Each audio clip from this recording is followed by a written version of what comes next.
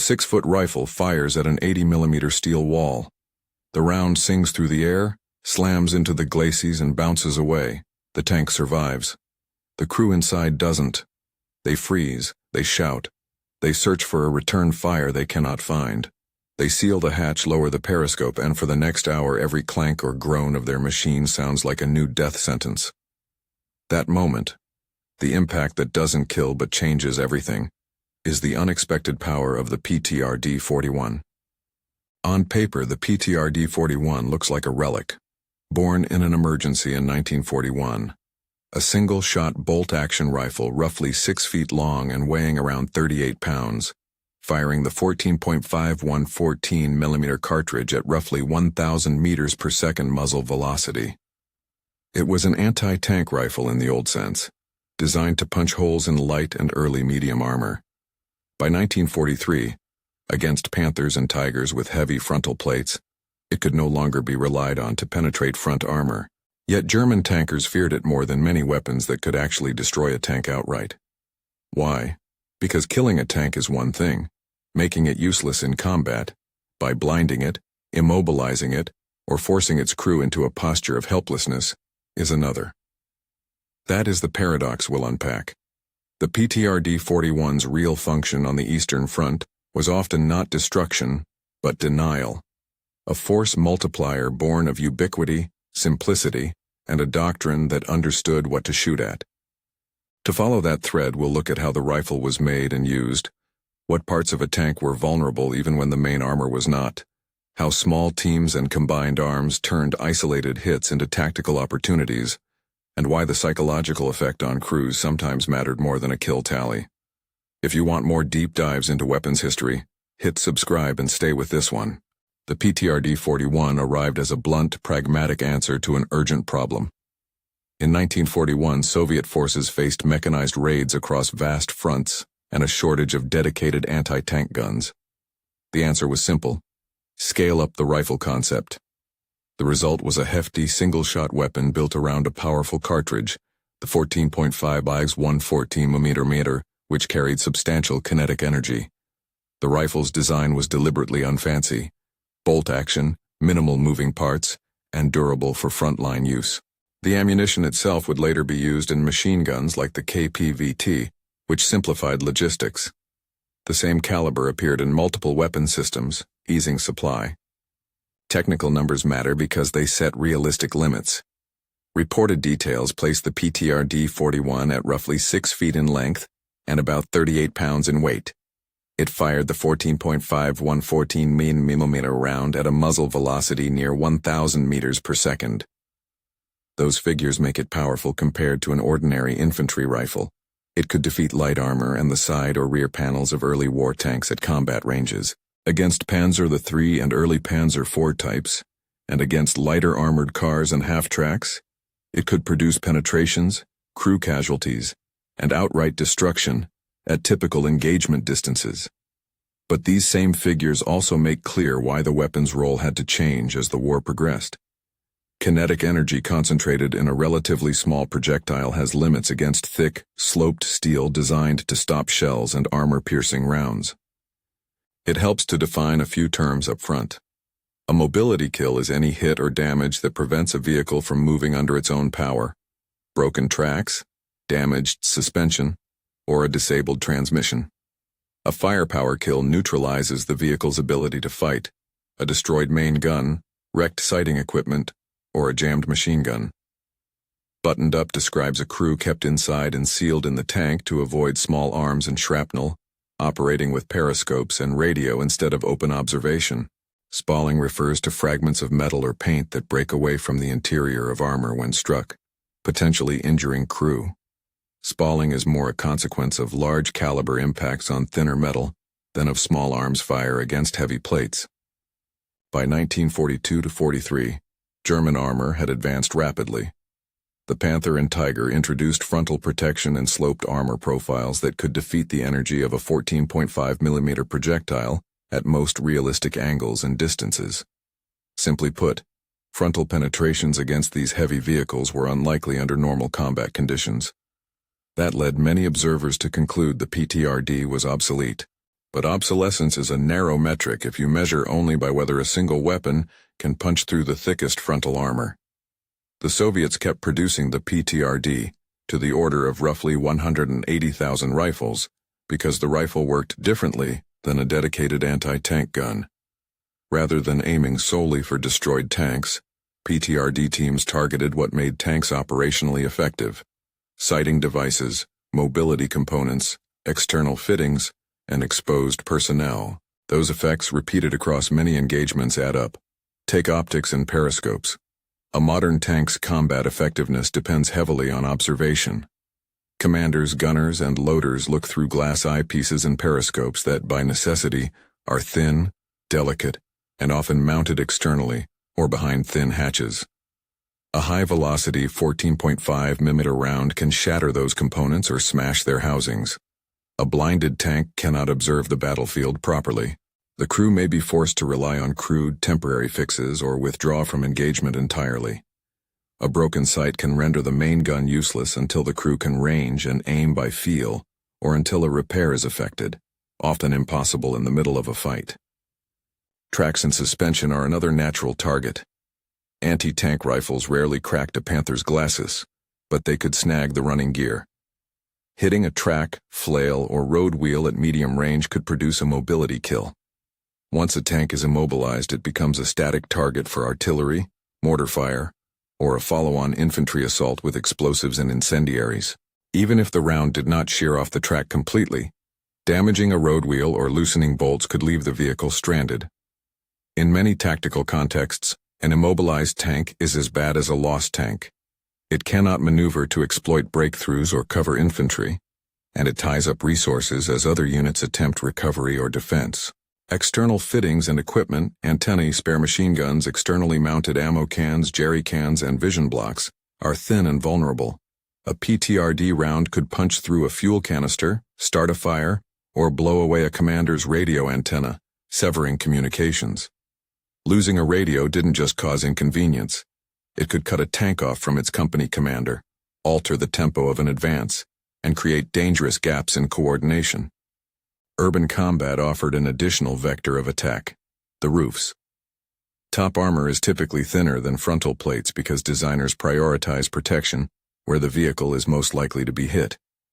In built-up areas, soldiers firing from higher floors could achieve steeper trajectories, striking thinner roof plates or turret tops at angles that increased the chance of penetration of non-homogeneous elements, or simply destroying optics and hatches.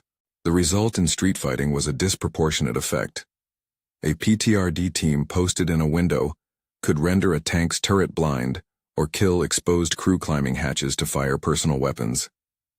Lighter armored vehicles, half-tracks, armored cars, and scout vehicles were natural victims. The PTRD could and did destroy or incapacitate these vehicles at range.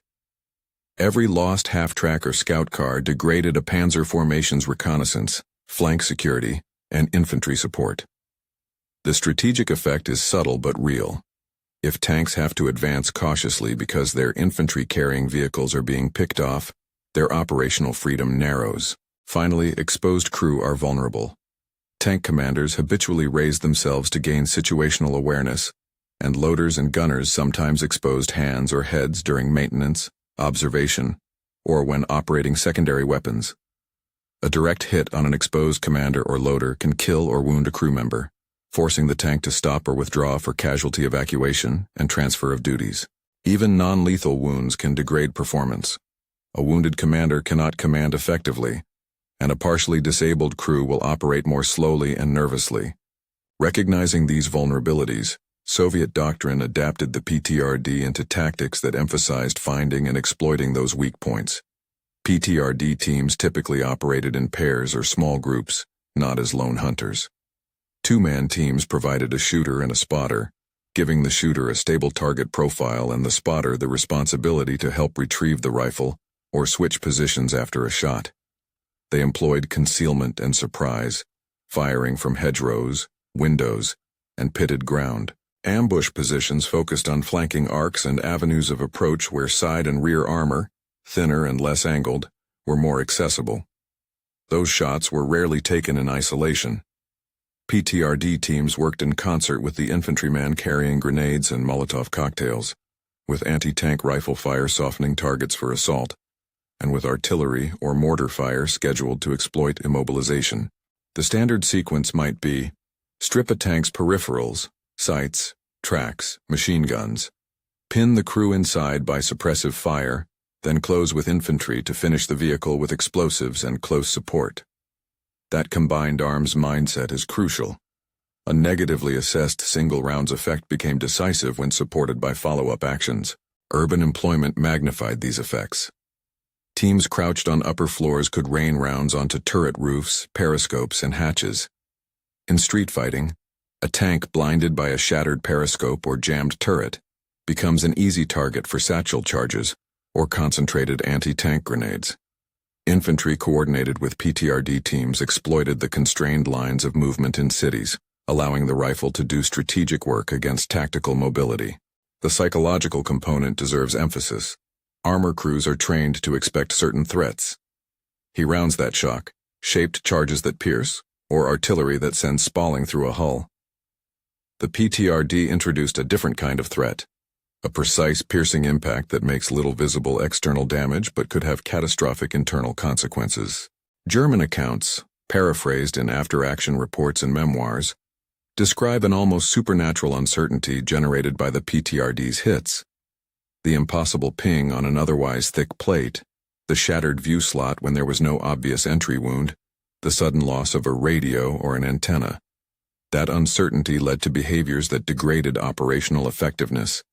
Crews would button up, seal their hatches, and rely only on periscopes and radio, which reduced their situational awareness. They would stop and clear the area, rather than advance through suspected ambushes. Units that expected to push forward found themselves cautious, slow, and vulnerable to deliberate Soviet defenses. At larger scale, the cumulative effect of thousands of such interactions forced panzer formations to adjust tactics and accept slower tempos where Soviet planners wanted it. Kursk offers a useful context without asserting direct causality.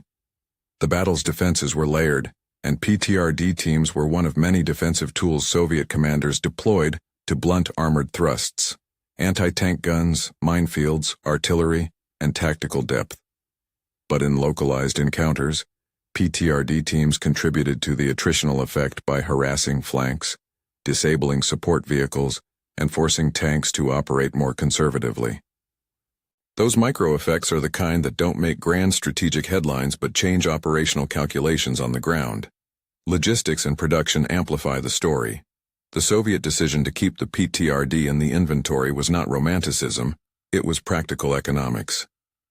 The rifle was cheap to produce relative to larger anti-tank guns, required minimal training to use effectively, and used a cartridge that was becoming a common caliber for heavier automatic weapons.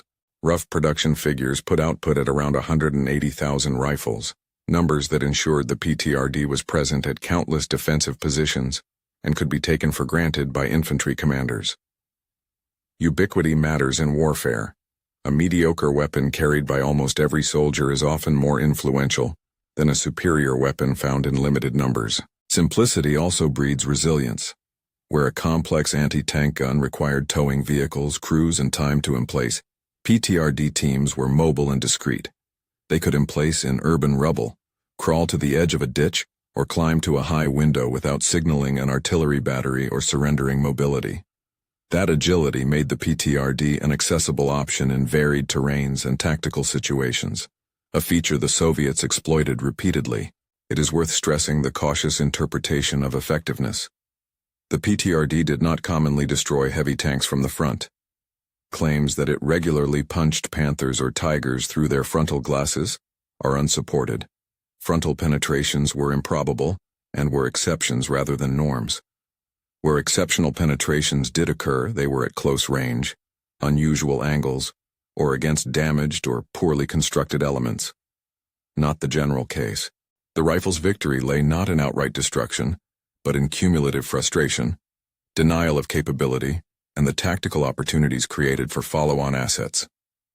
That emphasis on disabling versus killing is a recurring lesson in small arms and anti-material employment. Armies routinely prefer weapons that can shape the enemy's behavior to ones that merely increase their kill counts. The PTRD is a textbook example.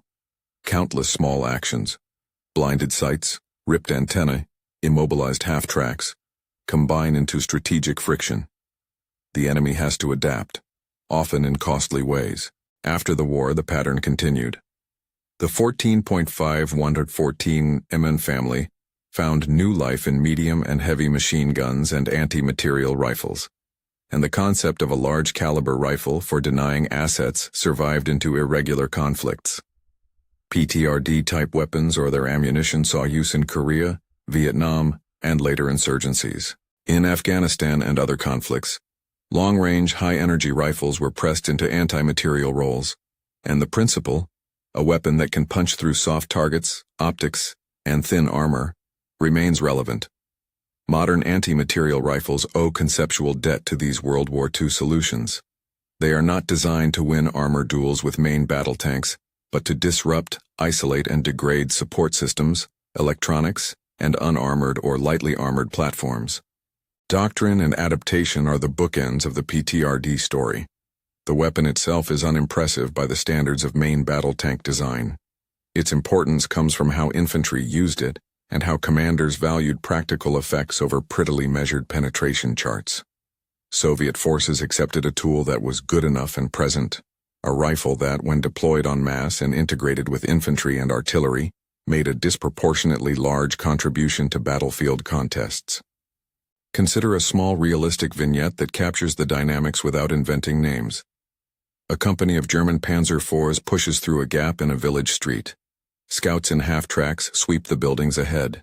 2 floors up, a PTRD team waits in the shell of a ruined house. The sighting is narrow, the shooter ranges for the turret bustle and tracks. The first report cracks. The turret commander slaps at his periscope. The tank slows. The half-track that had been supporting them takes a second PTRD hit and burns. The tanks cannot trust their flanks. They halt to assess, their crew buttoned up, throwing away the small advantages of momentum and combined arms shock. Infantry following behind encounter anti-tank rifles and grenades in alleyways. What began as a single bullet that did not pierce the frontal armor cascades into a tactical pause and an increasing exposure to coordinated defense. That pause, repeated across multiple units and localities, changes how an armored formation operates. A sober appraisal of the PTRD must also note limitations. The rifle's weight and length made it cumbersome to move. Its single-shot action limited rate of fire and required careful placement and preparation. The most effective engagements were at relatively close ranges or used in urban or ambush settings. Where mobile anti-tank guns and late-war tank guns were present in force, the PTRD was no substitute. But its cost-benefit profile made it valuable precisely in the gaps that other systems did not fill. What does the PTRD story tell us beyond a historical curiosity? First, weapons must be judged by the tactical problems they solve, not by a simplistic metric of whether they can destroy the toughest enemy asset. Second, the psychology of warfare, confusion, denial of information, and induced caution, can be as decisive as kinetic destruction. Third, ubiquity and ease of use can transform an otherwise marginal technology into a standard part of doctrine. And finally, adaptation matters.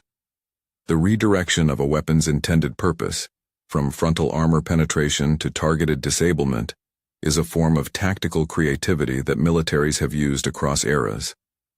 In the end, the shocking reality hinted at in the title is not that a rifle could magically kill a heavy tank, but that it could, repeatedly and cheaply, make tanks perform badly. German tankers came to dread the sound of the PTRD's impact, not because it meant an immediate explosion or armor breach, but because that impact introduced doubt and operational paralysis. A blinded commander cannot lead the same way. An immobilized tank cannot maneuver to cover infantry. A formation that advances with the expectation of ambushes and disabled support vehicles moves slower and loses the initiative. That is how a 6-foot rifle and a simple tactical doctrine combine to punch above their measured weight. If you want to explore more episodes where weapons were reimagined by doctrine and logistics, check the description for sources and related deep dives. And if this analysis gave new perspective on what really made the PTRD-41 feared, consider watching our next video on how improvised anti-tank tactics shaped urban fighting in the Second World War.